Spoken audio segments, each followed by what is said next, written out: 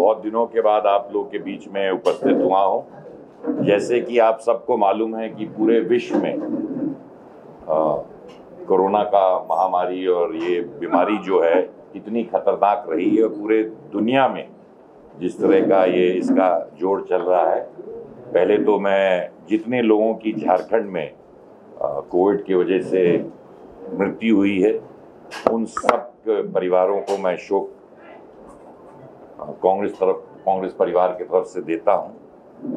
और एक बार फिर से दोहराता हूं कि झारखंड के वासियों को और आपके माध्यम से कि इस बीमारी के बचने के लिए जो जो सरकार ने कानून बनाए हैं, जो जो आपको गाइडलाइंस दी हैं, मैं चाहूँगा कि सारे लोग झारखंड के ज़रूर इसका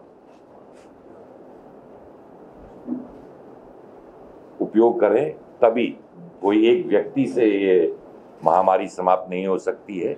हम सब के सारे झारखंड के लोगों के साथ मिलकर ही हम अवश्य इस बीमारी से मुक्ति पाएंगे। कोविड की वजह से तमाम जो विकसित और विकास के मार्ग थे उनको इस बीमारी के लड़ने के लिए सरकार ने बाकी सब चीज़ों पर रोक लगाकर इस महामारी से, इस पैंडेमिक से लड़ने के लिए पूरा जोर लगाया। मैं मुख्यमंत्री से लेकर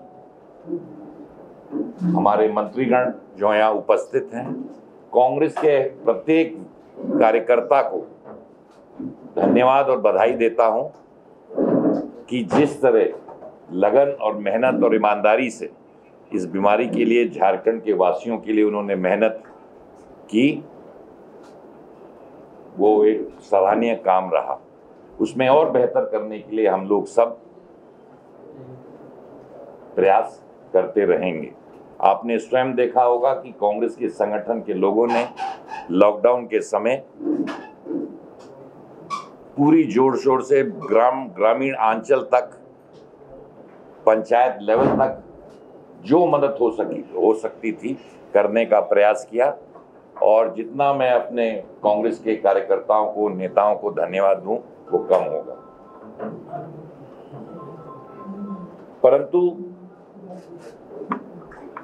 पैंडेमिक अवश्य चल रहा है, परंतु लोगों को जो वादे और जिस भरोसे से झारखंड की जनता ने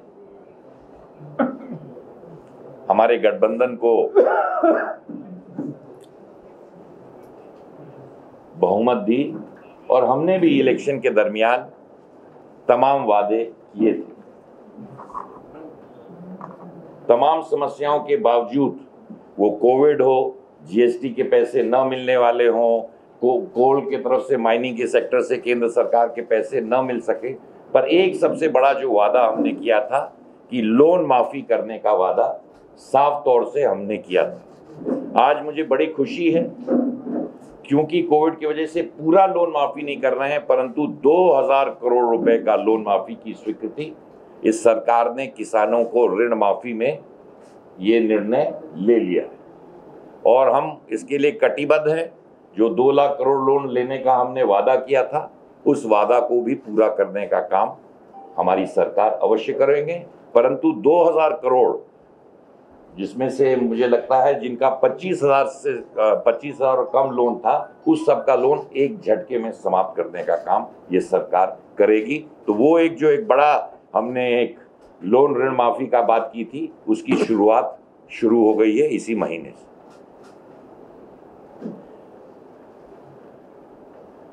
कोविड की वजह से लाखों लोग, झारखंड के वासी जो मजदूरी बाकी प्रांतों में करते थे, वो अपने गांव पर वापस आए। तमाम बेरोजगारी की एक माहौल पूरे देश में रहा है। इकोनॉमी की क्या हाल है ये आप मेरे से बेहतर जानते हैं। भारतीय जनता पार्टी उस पर चर्चा नहीं करती है। अनएम्प्लॉयमेंट का क्या हाल है इस पर चर्चा नहीं करती है। साफ तौर से मैं कहना चाहता हूं कि मनरेगा जो कांग्रेस पार्टी की देन इस देश के लिए रही है, मनरेगा के माध्यम से हमारी सरकार ने मार्च से लेके अब तक 450 लाख मानव दिवस के दिन का पैसे देने का काम किया है। साफ तौर से 7,62,000 बरसात से पहले हम मैन डेज का काम दे रहे थे और आज के तारीख में भी 6,50,000 मैन डेज का काम हम दे रहे हैं। और ये सरकारी आंकड़े हैं कि मजदूर भुगतान में, जो गरीबों के लिए एक सबसे बड़ी दिक्कत की बात थी, मजदूर भुगतान में झारखंड प्रदेश नंबर 1 रहा है पूरे देश में। मजदूरी में भुगतान देने में झारखंड प्राथमिक नंबर 1 पूरे देश में रहा है इस लॉकडाउन के दरमियान। वो अपने आप समझते हैं और बड़े गर्व के साथ मैं कह सकता हूं कि जब लाखों लोग इस देश में, अपने प्रदेश में अपने घर आए, तमाम लोगों को दिक्कतें लॉकडाउन में झारखंड के अंदर हुई, एक भी मौत भुखमरी की वजह से नहीं हुई। ये अपने आप में एक बहुत बड़ी चीज़ है, क्योंकि जो वितरण सिविल सप्लाईज की तरफ से वितरण होते रहा, बाकी समाज सेवियों ने भी अनाज का बंटवारा किया, कांग्रेस पार्टी ने भी किया, अन्य लोगों ने भी किया, परंतु एक सिविल सप्लाईज के माध्यम से जो हमने अनाज घर घर पहुंचाने का काम किया, लाखों लोग आने के बाद भी, तो ये एक बहुत बड़ी उपलब्धि। क्योंकि आपने देखा होगा जब बाकी सरकारें थी, जब कोई भी इस तरह का लॉकडाउन नहीं था, लाखों लोग मजदूर वापस नहीं आए थे, रोजाना किस तरह की घटनाएं हम सुनते थे। साफ तौर पे हमने मैनिफेस्टो में मनरेगा का मजदूरी भुगतान बढ़ाने की बात करी थी। पहले 171 रुपीज़ के मिलते थे और अब हमने इस लॉकडाउन के तहत भी 194 रुपीज़ पर बढ़ाने का काम किया है। और केंद्र सरकार से हमने कितना 294 रुपये बढ़ाने के लिए प्रावधान कर रखा है। तो इस कोविड के समय में भी मनरेगा का लेबर का कॉस्ट मीनिंग पैसा हमने बढ़ाने का काम किया है। भले कम ही बढ़ पाया, पर पैसा कहीं से भी लाके मजदूरों को की भुखमरी इस झारखंड में न हो। जहां तक वितरण प्रणाली है सिविल सप्लाई के माध्यम से, लाल कार्ड और बाकी कार्डों की, वो है 15 लाख परिवारों को अनाज पहुंचाने का प्रावधान हमने किया है। वो 3 लाख और नए कार्ड देने का काम, तो अगर एक परिवार में 5 लोग हैं तो 15 लाख लोगों को लाल मिनी कार्ड मिलने से अनाज पहुंचने की एक सुविधा देने का काम करेंगे। तो एक जो फूड सिक्योरिटी बिल कांग्रेस अध्यक्षा ने लागू किया था, झारखंड में फूड सिक्योरिटी नेट के लिए ज़्यादा से ज़्यादा लोग इसके से लाभान्वित होते रहें और इस 3 लाख के बाद और भी बढ़ाने का प्रयास हमारा जारी चल रहा है। तो ज़्यादा से ज़्यादा जो भी गरीब व्यक्ति है, जो भी भुखमरी के कगार पे है, उस सब व्यक्तियों को कार्ड पहुंचाने का काम करेंगे। तो कम से कम खाना, कोई खाली पेट झारखंड में न सोए।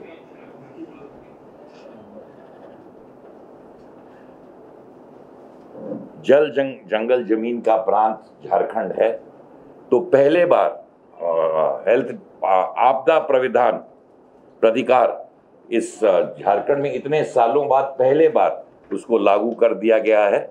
और उसके अंतर्गत जो फंड आएंगे, तो आप जानते हैं जल जंगल जमीन का ये प्रांत है, बिजली की वजह से, सर्प काटने की वजह से, डूबने की वजह से कोई आपदा होता, मदद करने के लिए कोई फंड नहीं होता था। तो ये पूरे झारखंड में उस लोगों को उस प्रावधान से बचाने की, और उसी के माध्यम से आपदा मित्रों को बनाया जाएगा। तो जिनको कुछ मंथली कुछ पैसा दिया जाएगा, तो वो कम से कम नौजवानों के लिए कुछ एक राहत का काम होगा। हर गांव-गांव में उसको भी बनाने के लिए सरकार ने प्रावधान लाया गया है।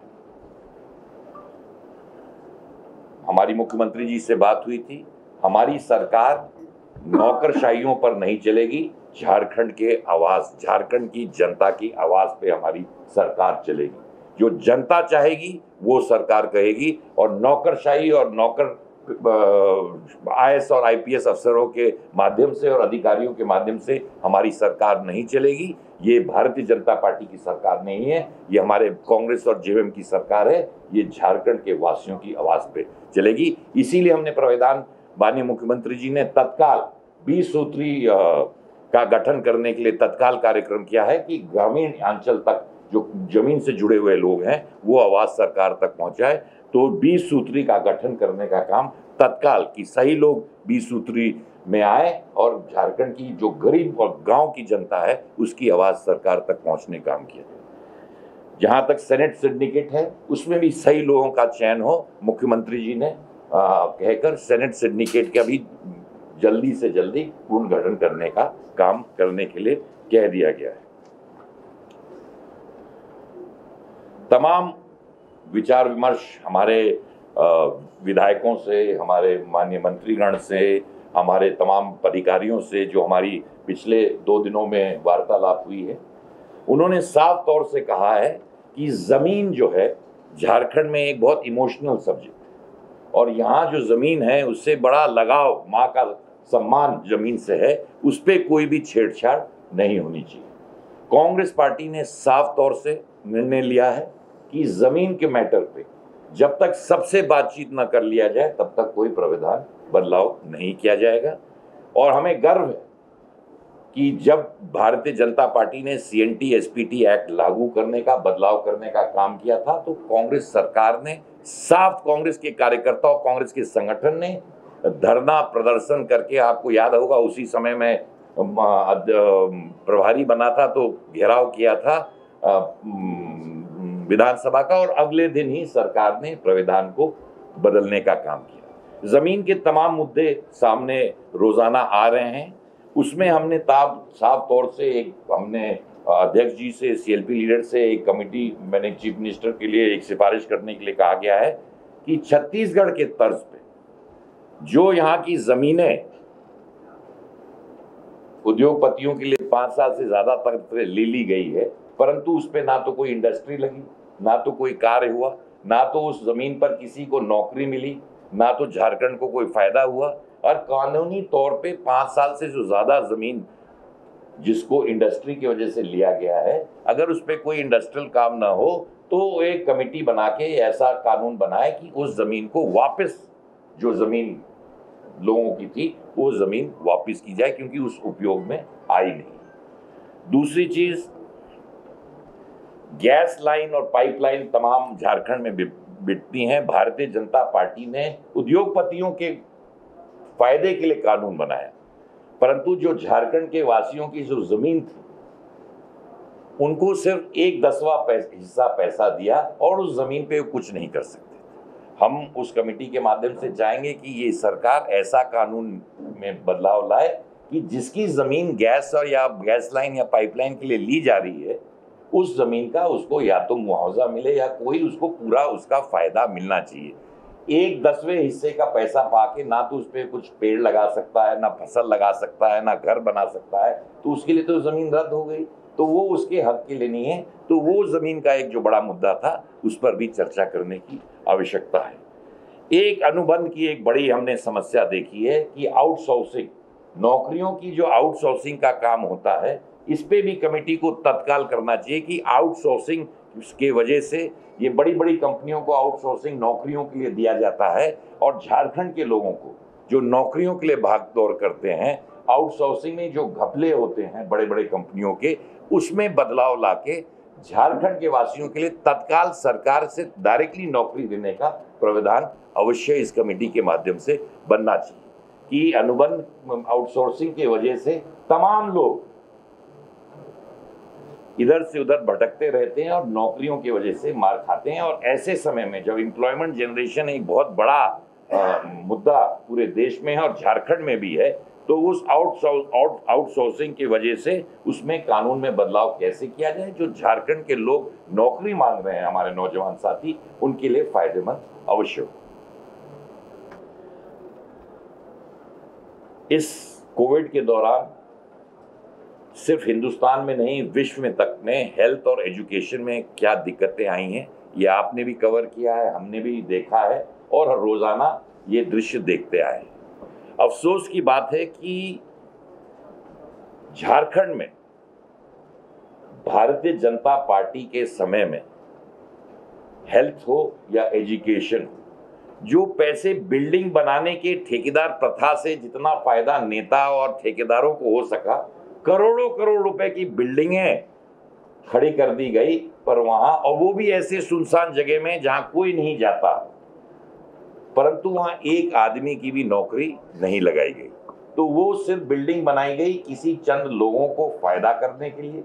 हमारी कोशिश और साफ तौर से सरकार के साथ मिलकर ये काम करने का हमारा प्रयास है कि वो शिक्षा में हो या वो स्वास्थ्य में, नौकरी ज्यादा से ज्यादा देने की जरूरत है। क्योंकि ये हालात जो हमने देखा है, भारतीय जनता पार्टी ने बड़ी बड़ी बिल्डिंग, अभी आज ही किसी अखबार में पढ़ रहा था, 650 करोड़ की बिल्डिंग तैयार है और उसमें एक भी आदमी नहीं है।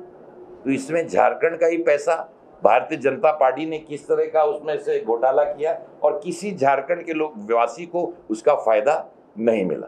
तो इसमें बदलाव अवश्य की जरूरत है। 13 जिलों में अभी तमाम अध्यापकों को एक कानून के अंतर्गत निकालने का काम हाईकोर्ट ने एक आदेश दिया है। भारतीय जनता पार्टी ने संविधान का उस हाईकोर्ट ने जो एड निकला है उसी को रद्द कर दिया गया है कि ये कॉन्स्टिट्यूशनली गलत है। तो सरकार ने भारतीय जनता पार्टी ने 13 जिला में तमाम लोगों को नौकरी देके असंवैधानिक तरीके से उनकी नौकरी करके उनका भविष्य अंधकार में धकेलने का काम किया है। हमारी सरकार ने तत्काल उस हाईकोर्ट के फैसले को वरिष्ठतम अधिवक्ताओं के माध्यम से सुप्रीम कोर्ट में चैलेंज किया करेंगे कि किसी भी लोग जो नौकरी पाए हैं उनकी नौकरी न गवाई जाए। एक बड़ा मुद्दा इस झारखंड में रहा है और कांग्रेस पार्टी में साफ तौर से अपने मैनिफेस्टो में इस चीज की बात रखी थी कि सरना कोड जब हमारी सरकार आएगी तो सरना कोड को लागू करने का काम कांग्रेस पार्टी अवश्य करेगी। क्योंकि सरना कोड के माध्यम से जो हमारे आदिवासी भाई और बहनों की सांस्कृतिक पहचान है, उस पहचान को हम जीवित रखना चाहते हैं। उस सांस्कृतिक पहचान के लिए सरना कोड को लागू करने के लिए कांग्रेस पार्टी जल्द से जल्द प्रयास कर रही थी। कोविड की वजह से कोई दिक्कत आई, इसको लागू करने के लिए अध्यक्ष जी तत्काल हम कार्रवाई कर रहे हैं। दूसरी है, 10 सालों तक जो हमारे माइनॉरिटी के स्कूल थे उनके अध्यापकों का पैसा उपलब्ध नहीं था, उस पर तत्काल कार्रवाई करके मुख्यमंत्री जी से भी मेरी वार्तालाप इस पे हुई, तमाम उस पे कार्रवाई हो चुकी है, तमाम फंड रिलीज हो गए हैं और बाकी भी फंड जो होने उस पर भी कार्रवाई शुरू हो चुकी है। एक जो बड़ा मुद्दा हमने साफ तौर पे कहा था, हमने सारे मंत्रियों से बातचीत की है कि हमारे मैनिफेस्टो में साफ तौर पे लिखा था कि हमारी सरकार बनने पे जो सरकारी नौकरियां खाली हैं उनको भरा जाएगा। तो हमने सारे मंत्रियों को साफ तौर पे उनके मंत्रालय में कौन कौन सी नौकरियां खाली हैं, कितनी खाली हैं, उस पर कार्रवाई होनी चाहिए। और माननीय मुख्यमंत्री जी से भी आप लोग सब मंत्री मिलके ये चीज रखेंगे जो गवर्नमेंट, क्योंकि हम समझ सकते हैं, आप भी समझ सकते हैं कोविड की वजह से क्या हालात बजट के हैं, पर तब भी जो हमने वादे किए थे उसमें तत्काल इसी वर्ष कार्रवाई शुरू होनी चाहिए कि गवर्नमेंट में जो नौकरियां खाली हैं उनको शीघ्र भरने का काम शुरू होना चाहिए।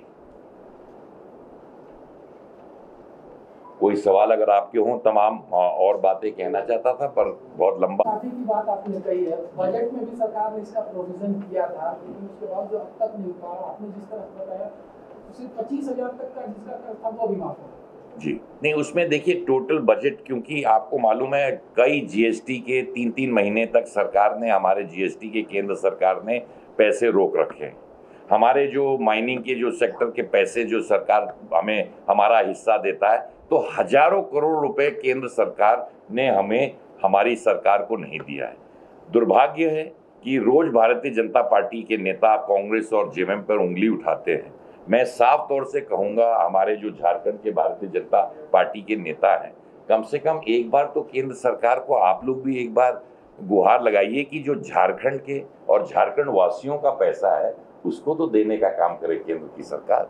क्योंकि ये पैसे नहीं आ रहे हैं, परंतु तब भी क्योंकि ये हमारा वादा था, किसान रीढ़ की हड्डी इस देश का है, तो उसका लोन माफ करने के लिए जैसे 9,700 करोड़ रुपए पूरा बकाया 2 लाख तक तो हुआ, उसमें तत्काल 2000 करोड़ को हमने तत्काल लागू करने के लिए किया है कि जो सबसे निचला किसान है, सबसे छोटा किसान है, जिसपे सबसे ज़्यादा बोझ है, उसको तत्काल साफ करने की बात की है। और मैंने हमारे जो वित्त मंत्री है उनसे भी कहा है, मुख्यमंत्री जी से भी बादल भाई ने बात की है, और मैं समझता हूं कि इसको भी आगे और भी इसमें देने का काम तत्काल करेंगे। परंतु ऋण माफी का काम झारखंड में, ऋण माफी समाप्त करने, खत्म करने का काम शुरू हो चुका है। सर, कांग्रेस उम्मीदवार की घोषणा कब तक होगी? आपको जैसे स्वयं मालूम होगा कि माननीय अध्यक्ष जी ने स्वयं वहाँ जाके दौरा किया, हमारे तमाम मंत्रियों ने भी वहाँ तमाम कार्यकर्ताओं से, हमारे संगठन के लोगों को कई बार भेज के माननीय अध्यक्ष जी ने उसका पूरा जायजा लिया है। मैं भी वहाँ के ब्लॉक अध्यक्षों से और बाकी लोगों से चर्चा की है, और हमें पूर्ण विश्वास है, सिर्फ बेरमो नहीं, क्योंकि बेरमो हमारे कोटे में है, दुमका में भी हमारी प्रयास रहेगी, हमारे कार्यकर्ताओं से साफ तौर से सजग रहने की बात की गई है कि दोनों जगह हमारे कोएलिशन के प्रत्याशी अवश्य जीते।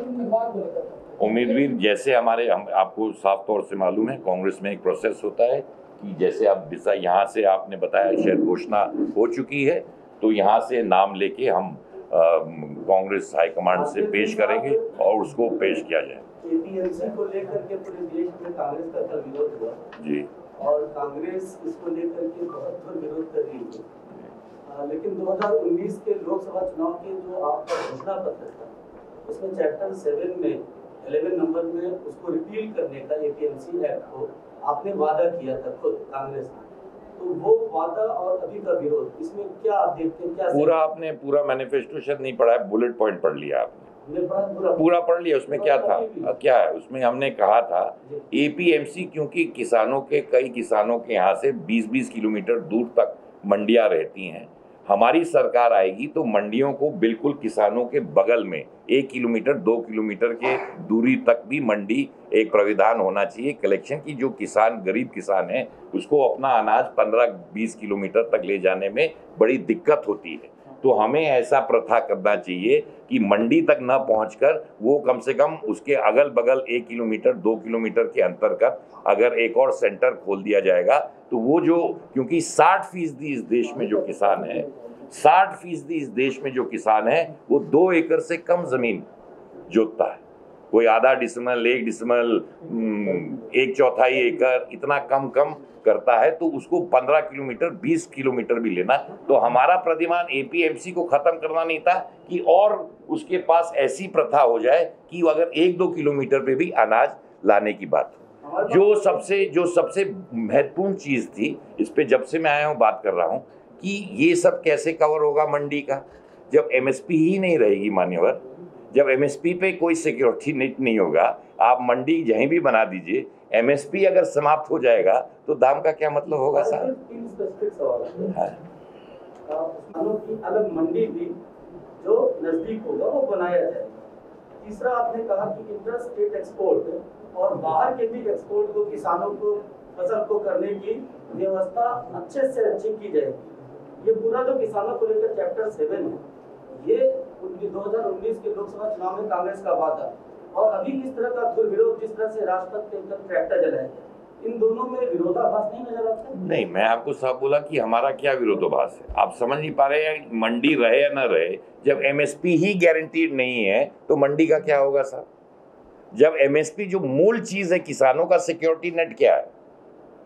किसानों का सिक्योरिटी नेट क्या है कि सरकार गेहूं का खरीद 1880 या 1890 पे करेगी, धान का इतने दाम पे करेगी, दलहन तिलहन पे इतना करेगी, तो किसान जानता है कि इससे कम दाम पे मुझे अपना अनाज नहीं बेचना है, ये मिनिमम गारंटी प्राइस है। जब उस नेट को आप समाप्त कर देंगे, बड़े बड़े उद्योगपति खरीदने लगेंगे, तो 1200 में खरीदें, 1000 में खरीदें, 800 में खरीदें, तो आप बताइए उसके लिए क्या नहीं कहा घोषणा कहाँ घोषणा हुई? कानून में है सर, प्रधानमंत्री ने तो घोषणा की थी। कौन है? नहीं, एमएसपी में there is no law, there is no law sir, आप पढ़ लीजिए, अगर हम गलत बोल रहे हैं। आपके कहने के हिसाब से कांग्रेस का एलिगेशन है कि एमएसपी के एक्ट को सेंट्रल गवर्नमेंट ने रिपील कर दिया है। नहीं, रिपील कर देगी क्योंकि देयर इज नो लॉ। इस अभी किया है कि नहीं? हमने साफ तौर से कह रहा हूं कि जब इस कानून बनाया गया है तो एमएसपी को उसमें उस कानून में हम साफ तौर बोल रहे हैं कि MSP will be a guaranteed security net for farmers and secondly कि अगर कोई अनाज इससे कम पे खरीदेगा उसके लिए कानूनी कार्रवाई हम करेंगे। ये क्यों नहीं करते कि नहीं जी प्रधानमंत्री जी बोल दिए हैं कि एमएसपी खत्म नहीं होगा। अरे भाई प्रधानमंत्री जी तो बोल दिए थे कि 15 लाख आएगा, आपको मिला 15 लाख है? मिला या नहीं बताइए सर, जरा सुनाई नहीं दे रहा है। मिला 15 लाख? नहीं 15 लाख मिला? मिला 15 लाख? नहीं मिला या नहीं मिला बताइए, हाँ या ना? नहीं आपको मिला या नहीं? नहीं आपको 15 लाख मिला या नहीं मिला? नहीं 15 लाख जो प्रधानमंत्री जी ने बोला था मिला आपको? आप ये दिखाएंगे कि उनको 15 लाख मिल जाएगा लिखा हुआ कहीं? तो ये प्रधानमंत्री जी का ही बताएंगे लिखा हुआ मिला है क्या? 15 लाख किसानों के खाते में जाएगा? नहीं प्रधानमंत्री जी ने 15 लाख हर व्यक्ति को मिलेगा। आप पता नहीं कौन सा पत्रकारिता कर रहे हैं मालिक। सवाल करना चाहता हूँ। नहीं आप हो गया आपका सवाल, और कोई पूछिए। एक पत्रकार को कांग्रेस नेताओं ने कार्यक्रमों ने पीटा। हाँ जी बहुत लंबे समय के बाद में आए थे जी। और सरकार और संगठन के बीच में कैसा तालमेल है? और दूसरी बात ये कि आप विधायक और तमाम जिला अध्यक्षों से मुलाकात भी की है, उनसे फीडबैक भी ली है जी, क्या उधर से रिस्पॉन्स मिला है? नहीं देखिए ऐसा है क्योंकि कोविड के अंतर्गत और तमाम हमने मंत्रियों को भी हिदायत दी है, मंत्रियों ने तमाम लोगों ने तमाम मंत्रियों की तारीफ भी की है, परंतु मंत्रियों को हमने साफ तौर से कहा है कि प्राथमिकता पे इनके लिए कार्यकर्ता कांग्रेस का है। उनकी दिक्कतों से और जनता की जो समस्या लेके आती है आपकी प्राथमिकता उनके लिए हमेशा रहनी चाहिए और आपको कांग्रेस के कार्यकर्ताओं के तरफ से सजग रहने की जरूरत है और इसमें जितना आप उनकी मेहनत और लगन से उनका काम करेंगे उतना कांग्रेस मजबूत होने का काम अवश्य। कांग्रेस के कार्यकर्ता और विधायक ये मतलब आरोप लगा रहे थे अभी की सरकार में उनकी संधि नहीं है। नहीं मेरे से आपसे कुछ बोल रहे हो, हम थे तो सबसे मिले सर, हमें जो कमियां थी हम सबने बात कर दी। अखबार में बोलने के लिए अच्छा नहीं, मैं तो मिल लिया सब विधायकों से, हम तो मिल लिए, हमसे जो उनकी शिकायत थी उनको दूर कर दिया। जी आप कमल प्रोग्राम की बात करते हैं जी, लेकिन सरकार में शामिल कुछ विभागों के निविदा को लेकर आपके पार्टी के नेताओं द्वारा लगातार विरोध प्रदर्शन किया जा रहा है। किस पे जी? बिजली विभाग के आपके प्रवक्ता खुद ही मोर्चा खोले हुए हैं। हमने साफ तौर से बिल्कुल साफ तौर से हमने माननीय पीसीसी प्रेसिडेंट और सीएलपी लीडर से बात की है इसके बारे में और माननीय मुख्यमंत्री जी से भी बात कर ली है। इसमें आपको तत्काल इसमें कार्रवाई होते हुए दिखाई देगी, बिल्कुल सजा तरह से सरकार चलेगी। इसमें जो दिक्कत देखिए, एक आपको मानना पड़ेगा कि जो पिछले 6 महीने में हुआ है विश्व में ने हमने अपनी जिंदगी में ना देखा ना आपने देखा। ये जो इस तरह की परिस्थितियां थी ये ऐसा एक अजूबा है जो ना हमने देखी थी और कब ये परिस्थितियां समाप्त होंगी। अब आप देखिए, आप भी मास्क लगा के बैठे हैं, आधी आवाज़ मेरी जा रही है, आपकी आवाज़ नहीं आ रही है, परंतु ये जो जिस तरह की पैंडेमिक पूरे देश में हुआ है, विश्व में हुआ है, इसमें तमाम चीज़ें जो हमने कभी नहीं देखी हैं, इसमें दिक्कतें अवश्य रही हैं। मैं इसको आपकी बात से बिल्कुल सहमत हूँ, इसमें दिक्कतें रही हैं और अवश्य दिक्कतें रहेंगी। कहीं फंड का लेके, कहीं आवागमन पे लेके, कहीं वार्तालाप नहीं हो पाई है सब लोग अपने को बचाते हुए, परंतु इसमें सुधार अब आप देखना अवश्य करेंगे। बहुत अच्छी बात हुई है और सारे लोगों से होगी इसमें सुधार। अब क्योंकि जैसे धीरे धीरे थोड़ा लॉकडाउन बहुत दिनों तक रहा, थोड़ा खुलने भी लगा है, सब कुछ थोड़ा धीरे धीरे नॉर्मल भी हो रहा है, पर सजग रहने की जरूरत है, उसमें बेहतर आपको अब दिखने लगेगा। के मुद्दे पर कांग्रेस हमेशा आक्रामक रही और ऑफसेट जो उसकी प्रक्रिया थी उसको केंद्र सरकार ने हटा दिया, जिसमें कैग ने सवाल भी उठाया था। तो क्या आप मानते हैं कि आप जो मुद्दे उठा रहे थे राफेल परचेज को लेकर वो सही था? देखिए, हमेशा सच्चाई उजागर होती है, देखते जाइए जो हम कह रहे थे धीरे धीरे आप ही बोल रहे हैं, सच कब तक छुपाया जा सकता है। धन्यवाद।